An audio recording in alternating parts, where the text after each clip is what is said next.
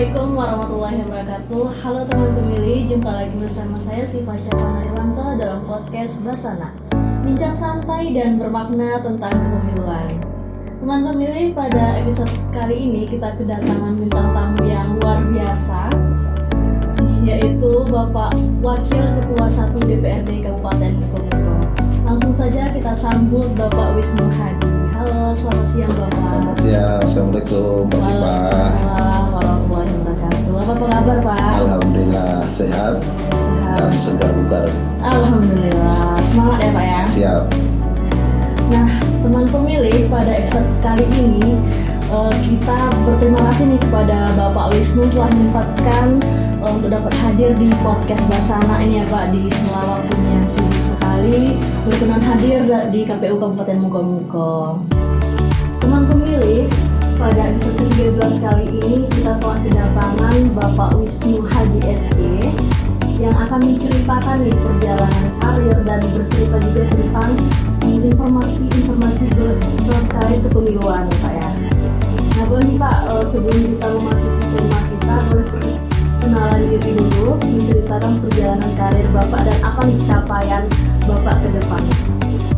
Ya, alhamdulillah. Terima kasih Mbak Siva dan juga kawan-kawan KPU yang sudah sudi mengundang kami. Tadi saya sangat tersanjung ini Mbak, diundang bintang tamu. Dan kita ini belum apa-apa, belum jadi bintang, apalagi dengan sangat dekat. Alhamdulillah kita sudah hadir di sini bincang bersama Mbak Siva terkait dengan karir politik saya anggap tidak ada apa-apanya. Ini hanya soal keberuntungan saja, keberuntungan dan amanah yang diberikan kepada saya. Alhamdulillah saya mencoba masuk ke politik praktis ini dari tahun 2014 sampai hari ini. Alhamdulillah masih dipercaya masyarakat, bagaimana kita bersama-sama dengan masyarakat membangun kepercayaan. Mungkin itu sementara Mbak, karirnya mudah-mudahan nanti. Tapi yang terakhir nih pertanyaan yang menggelitik dan membangkitkan semangat ini luar biasa ini. Apa sih tujuannya? Tentu tujuan akhirnya kita ini masuk surga ya. Masya Allah.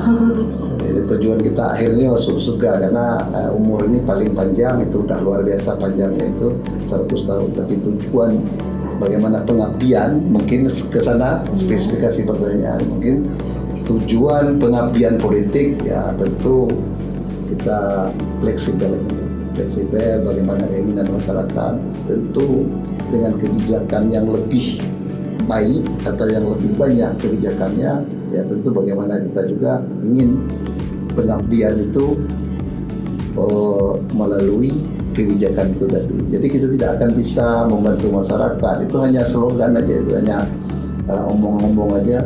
Kalau kita tidak ada sebuah kebijakan, tidak akan bisa membantu masyarakat secara real. Mungkin itu. Baik teman pemilih, perjalanan yang sangat luar biasa ya Pak, dari tahun 2014 ya, hingga saat ini masih dipercaya oleh masyarakat Kabupaten Mukomuko. Nah, saat ini Pak, tema kita yaitu yuk mengenal partai politik. Sebelum kita masuk tema nih, berbicara tentang partai politik dalam penyelenggaraan pemilu dan pemilihan kepala daerah, partai politik merupakan unsur yang sangat penting ya Pak ya, sebagai peserta pemilu. Partai politik juga akrab nih di telinga kita, tapi kan mungkin ada teman pemilih di luar sana yang ingin tahu lebih dalam lagi nih, apa sih arti politik itu Pak? Boleh nih Pak dijelasin kepada teman pemilih arti dari partai politik itu Pak? Silakan. Ya, mungkin secara umum dan masyarakat kita sudah sangat familiar apa itu partai politik. Dan mungkin sedikit kami jelaskan, sebuah organisasi yang dibentuk oleh sekelompok orang atau masyarakat yang memiliki tujuan dan ideologi serta nilai cita-cita yang sama, dengan tujuan utama untuk memperoleh kekuasaan di pemerintahan secara sah. Jadi berkaitan dengan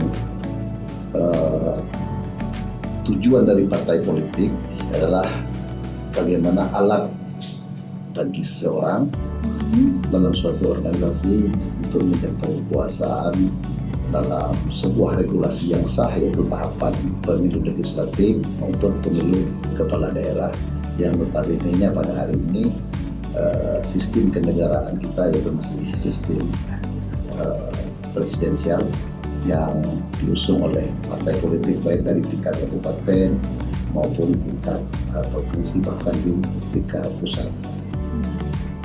Luar biasa sekali.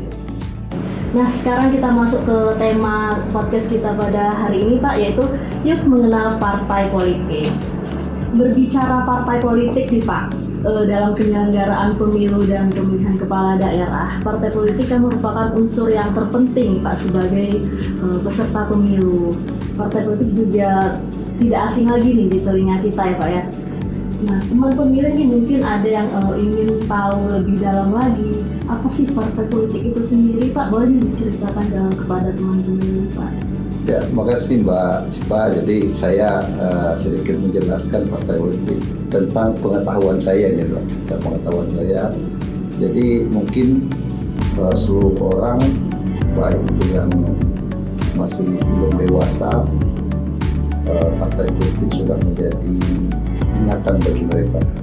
Jadi sebenarnya partai politik sebuah organisasi yang dibentuk oleh sekelompok orang yang memiliki tujuan dan ideologi yang sama, nilai dan cita-citanya sama, tujuan utamanya untuk memperoleh atau mempertahankan kekuasaan melalui regulasi yang sah, itu tahapan pemilu. Secara sederhana, partai politik berfungsi sebagai wadah aspirasi masyarakat, sarana pendidikan politik, penghubung antara masyarakat dengan pemerintahnya sendiri, dan sebagai peserta pemilu ya, untuk menduduki jabatan politik seperti tadi yang sudah kita ceritakan, DPRD, kabupaten, kota, provinsi, DPR RI, serta kepala-kepala daerah. Artinya partai politik itu merupakan organisasi ya, Pak ya, dalam sebuah pemilu dan pemilihan kepala daerah nantinya. Nah, partai politik ini di Indonesia kan muncul pertama kali pada saat masa pergerakan nasional nih, Pak, yaitu ketika Budi Utomo berdiri tahun 1908. Nah, sebagai organisasi partai politik pertama, boleh nih Pak diceritakan secara singkat kepada teman pemilih, penonton setia podcast Basana, bagaimana sih sejarah perkembangan partai politik di Indonesia, Pak? Jadi sedikit saya tambahkan terkait partai politik. Jadi partai politik itu memiliki dasar hukum Undang-Undang Nomor 2 Tahun 2008 yang telah diubah dengan Undang-Undang Nomor 2 Tahun 2011. Berkenaan dengan apa yang ditanyakan tadi, bagaimana sejarah perkembangan partai politik di Republik kita ini. Sejarah partai politik Indonesia dimulai pada masa pergerakan nasional kan, Mbak, sebagaimana yang Mbak sampaikan tadi, tahun 1908 berdiri Budi Utomo yang menjadi pelopor organisasi partai politik. Meski belum sepenuhnya partai politik itu muncul sebagai organisasi, seperti Serikat Islam, ada Partai Nasional Indonesia yang memiliki tujuan politik, yaitu memperjuangkan kemerdekaan fokusnya kita saat itu, karena kita masih dalam perjuangan bagaimana Indonesia ini bisa merdeka pada saat itu. Pada masa Orde Lama, setelah kemerdekaan tahun 1945 sampai dengan 1965, sistem multipartai berkembang pesat, Pak. Banyak partai berdiri dan ikut serta dalam pemilu pertama pada tahun 1955 seperti PNI, ada Partai Masyumi, dan NU serta Partai PKI yang hari ini dilarang berada di Indonesia. Jadi masuki Orde Baru tahun 1996 sampai 1968 di bawah kepemimpinan Pak Soeharto, pemerintah melakukan penyederhanaan partai politik. Partai-partai digabung menjadi 3 kekuatan utama, yaitu ada Partai P3 dan sampai hari ini Partai P3 atau Partai Persatuan Pembangunan masih eksis, dan Partai demokrasi Indonesia yang sekarang sudah berubah menjadi Partai Demokrasi Indonesia atau PDI Perjuangan yang kita kenal, serta ada Partai Golongan Karya di masa Orde Baru itu. Setelah reformasi bergulir tahun 1998 sampai sekarang, sistem politik kembali terbuka. Banyak partai politik baru bermunculan, Mbak, dan memiliki kebebasan yang luas dengan menganut sistem multipartai. Dan kehidupan demokrasi berubah pada tahun 99, terdapat 45.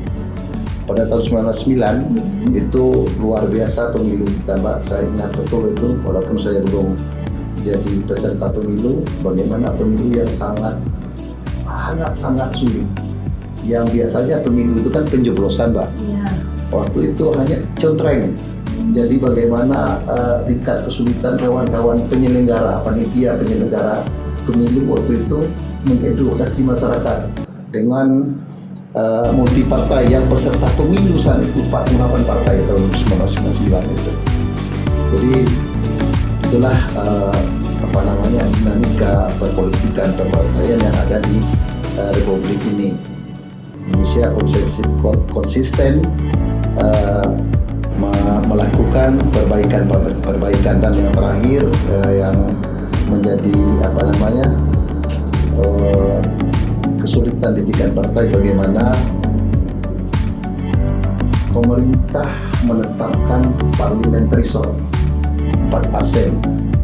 Dan ya parliamentary threshold, dan contohnya, Mbak, hari ini Hanura tidak ada perwakilan di pusat karena tidak lolos parliamentary threshold tadi.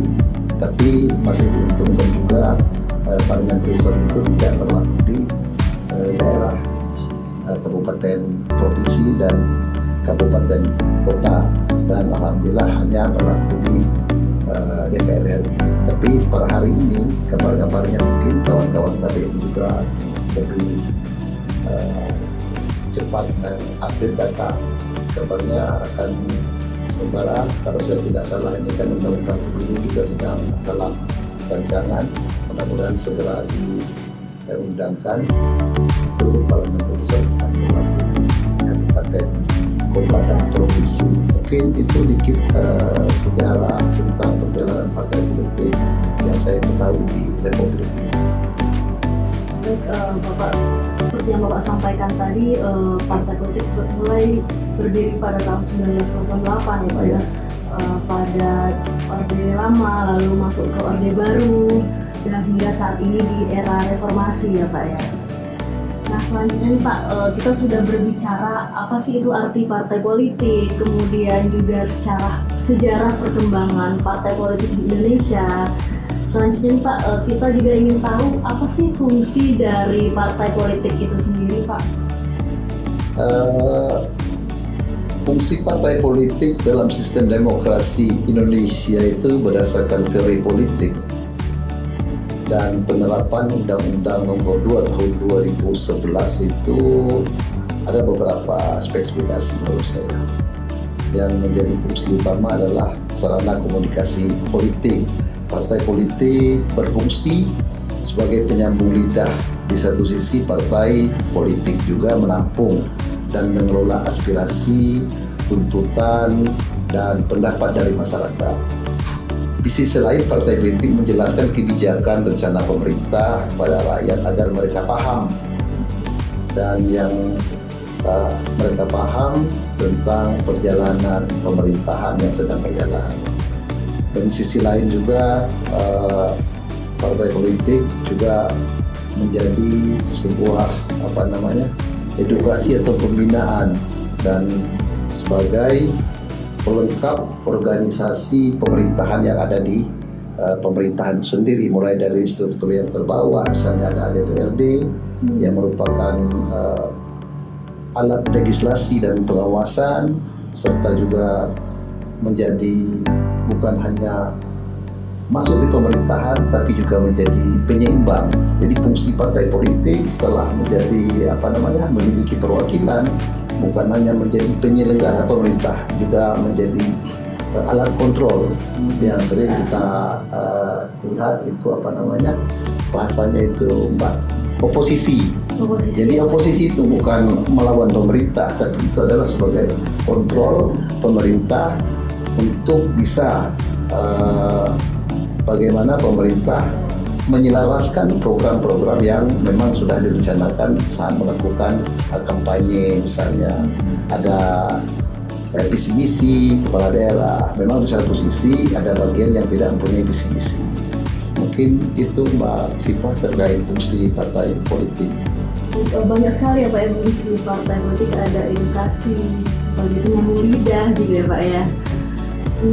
Dan juga nih salah satu fungsi partai politik mungkin melakukan pendidikan politik kepada warga negara ya Pak ya.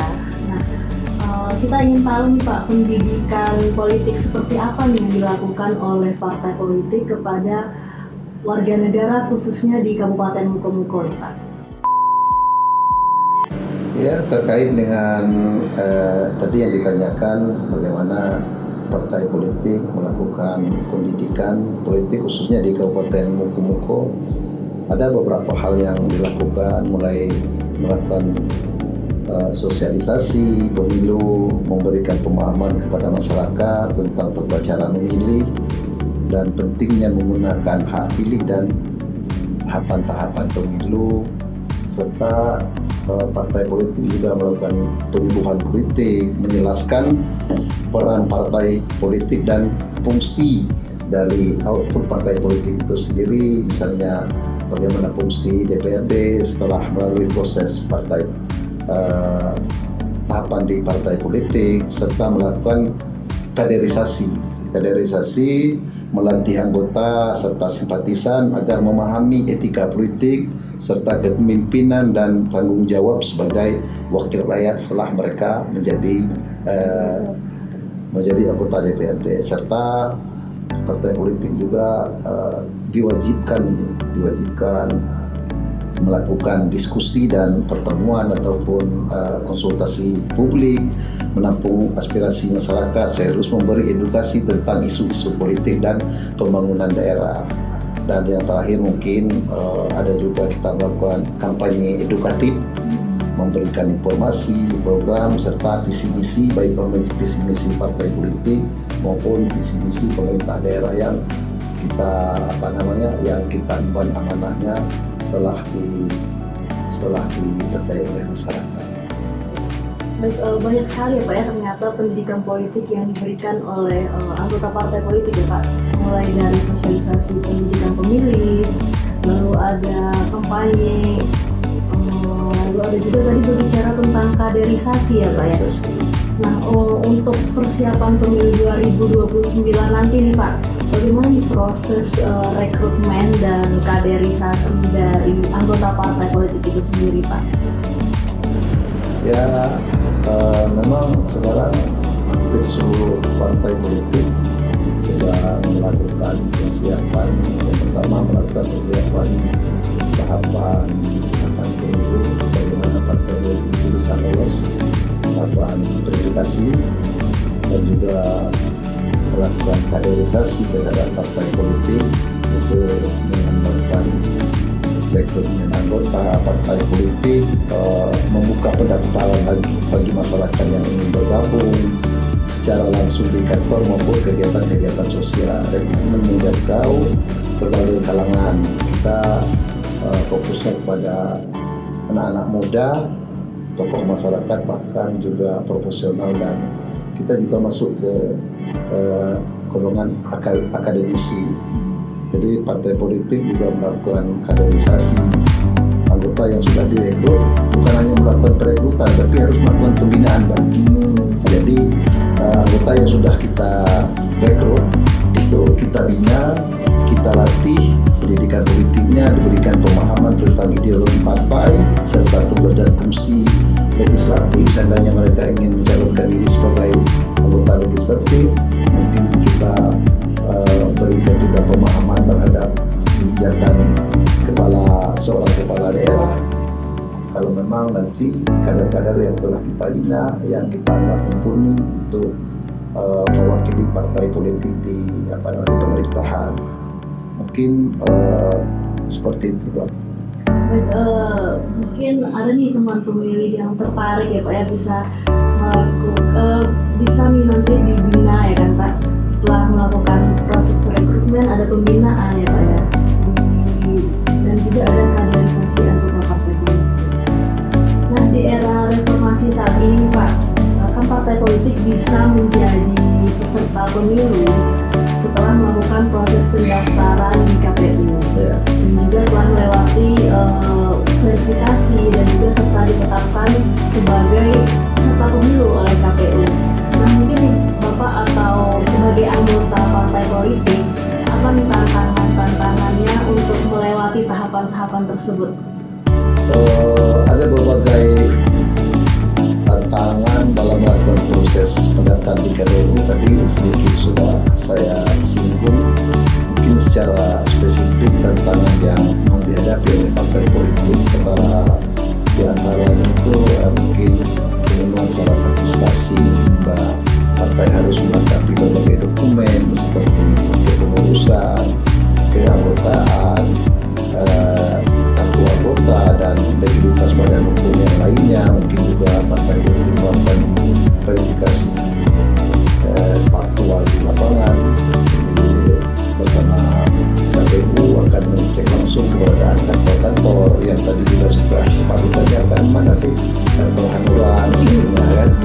Jadi kepengurusan dan keanggotaan partai di daerah, serta tantangan lain itu kadang-kadang kondisi data yang diberikan tidak sinkron dengan tempat tinggal. Ini juga menjadi suatu pertimbangan bagi sebuah partai politik dalam melaksanakan pendaftaran.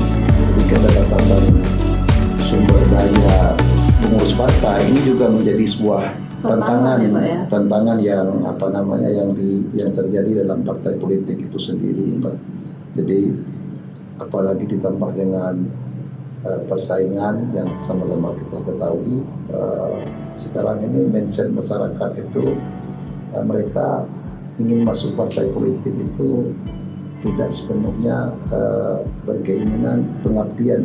Bagaimana kadang-kadang mereka, inilah yang sering menjadi tantangan utama, mereka mendaftar di partai A dan mendaftar di partai B, sementara harus satu data, satu data by name by address kan yang dibutuhkan oleh KPU itu. Jadi Mbak Sipa ini pegawai negeri, kalau enggak nanti saya ajak dulu di partai politik. Mungkin teman pemilih ini tertarik untuk daftar partai politik, harus pilih salah satu ya Pak ya? Iya, harus pilih satu, Pak. Daftar kedua partai politik ya Pak ya. Baik, ternyata banyak tantangan-tantangan yang dihadapi oleh partai politik sendiri ya Pak ya, mulai dari pendaftaran hingga penetapan nantinya ya Pak ya. Nah, luar biasa sekali nih teman pemilih, banyak informasi yang kita dapatkan dari Bapak Waka terkait informasi partai politik dan kepemiluan. Terakhir nih Pak, apa nih pesan dari Bapak kepada teman pemilih, penonton podcast Basana dalam mensukseskan pemilu tahun 2029 nantinya Pak? Ya, sebagai pengurus partai dan juga sekaligus anggota DPRD yang saat ini saya masih menjabat, saya mengajak seluruh masyarakat, khususnya para pemilih, untuk bersama-sama mensukseskan pemilu dengan menggunakan hak pilih secara bijak dan bertanggung jawab. Jangan sampai tidak memilih atau golput, karena satu suara sangat menentukan arah pembangunan daerah, khususnya Kabupaten Moko-Moko. Bahkan satu suara juga menentukan masa depan bangsa. Pada seluruh partai politik juga saya berpesan dan serta berharap agar dapat melakukan kampanye yang santun, jujur, dan mengedepankan ide-ide dan serta gagasan-gagasan yang memang bermanfaat untuk masyarakat di suatu wilayah, contohnya di Kabupaten Moko-Moko. Mari kita jaga situasi Kabupaten Moko-Moko tetap aman, damai, dan kondusif selama seluruh tahapan pemilu berlangsung, serta bersama-sama mendukung penyelenggaraan pemilu agar dapat bekerja secara maksimal. Saya juga mengajak seluruh elemen masyarakat menjaga persatuan, kesatuan walaupun berbeda pilihan, karena tujuan kita sama, yaitu membangun Kabupaten Mungko yang lebih maju, sejahtera, berkeadilan dan berkesinambungan. Mungkin itu pesan saya, Mbak. Baik, luar biasa sekali. Baik teman pemilih, seperti yang disampaikan oleh Bapak Waka tadi, jangan lupa untuk memilih dan jangan sampai golput, karena satu suara menentukan masa depan bangsa kita ya Pak ya. Nah, pada partai politik juga Bapak Waka berpesan bahwasanya berpolitiklah dengan santun ya Pak, jujur dan tetap utamakan damai. Baik, demikianlah podcast kita pada hari ini. Terima kasih kepada Bapak Waka, Bapak Wisnu Hadi telah berkenan datang di podcast Basana ini di sela waktunya yang sangat sibuk. Suatu kehormatan bagi kami mempunyai bintang tamu Bapak Wisnu Hadi. Baik teman pemilih, demikianlah podcast kita pada siang hari ini. Jangan lupa follow akun YouTube KPU Kabupaten Mungko dan juga Instagram, Facebook, dan akun X KPU Kabupaten Mungko. Saya mengucapkan terima kasih dan Assalamualaikum warahmatullahi wabarakatuh. Waalaikumsalam warahmatullahi wabarakatuh.